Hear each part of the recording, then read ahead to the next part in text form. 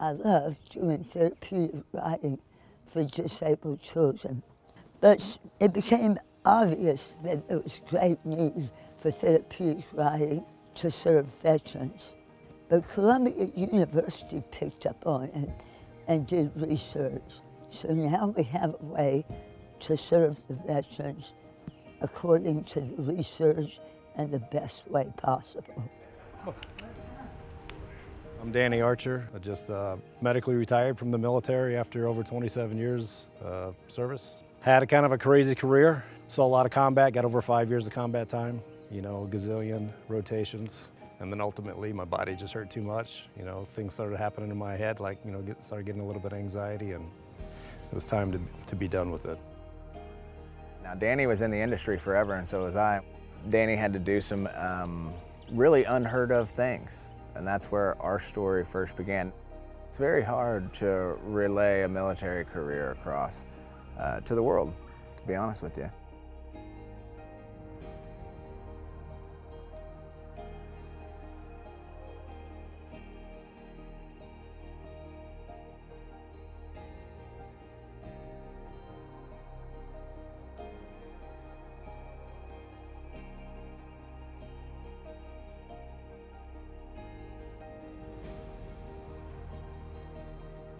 After an event that went down with me and Ryan, it was kind of like the capstone of my career, I would say. But I didn't know where he was on his mental space, but I felt like a need to like reach out to him, and I don't know, maybe a week or so before my retirement, when I reached out to him. And I was super scared that I was gonna, trigger him or something, and probably 30 seconds into the conversation, we had our bromance started. And after that, I told him about this place, and he's like, horses. I grew up on a horse farm. That's all I know. And I'm like, well, you should come out. So when Danny first came on and said, hey man, I got this place, horses, like a ranch, I'm like, whoa. He kind of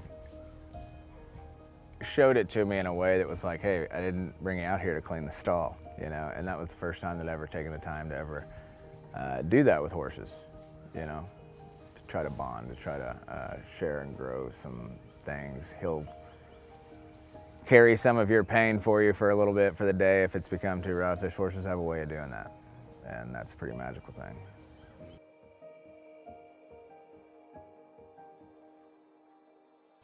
The first time that I noticed the power of the horses, I was feeding them, and I locked eyes with one of the horses, and it was crazy, super powerful.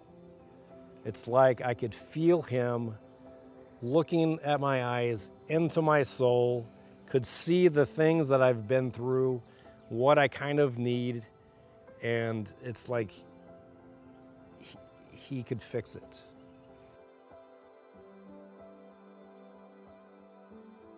Many of my peer group endured 20 years of going to war. And, 1 to 3 times a year, I would go overseas and then come back and try to be normal, much like Ryan, much like any of these other guys that have gone and fought in the darkness all around the world. I talk to them, they hear my story, and they become disarmed, and then we have this like connection, and he goes, wow, like you got help from that? I'm like, yeah, like I want to do that too, and I'm trying to help be that beacon of like, hey man, there's a support, there's a thing out there that you can go and do, like we're not there now, like, but we're gonna get there. It needs to become the place in the Southeast that guys can come and get self-help, and that's only going to come with like funding and like fundraisers and donations and getting grants from the government or whatever it is. But there's a burden of responsibility to help take care of these guys. Like they deserve it. They went and they answered the call over and over and over and over, and they're struggling whether you know it or not. And the most difficult thing that I told Peggy about is like, as I bring these guys out here, most of them aren't going to look like Ryan.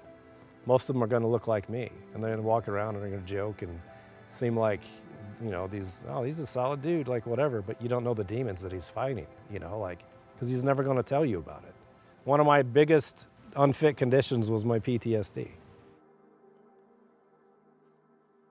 There's a thing there, and it fills a gap that, you know, I believe a human speaks a language of horse, and horse speaks a language of human, and they don't speak each other's language, but they understand each other. And I think that there's some real room in there to bond and grow through tragedy.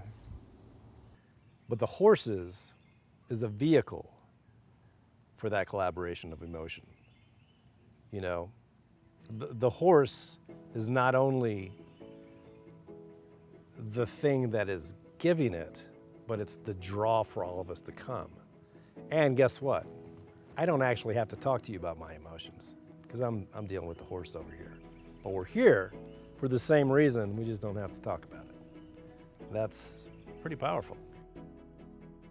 I used to work with an executive director that said, sure, it would be cheaper if we could do this with golf carts, but you can't. It's the horses. It's being out in this beautiful setting. And the horses are big biofeedback machines. They're calm, especially these horses. They're intuitive.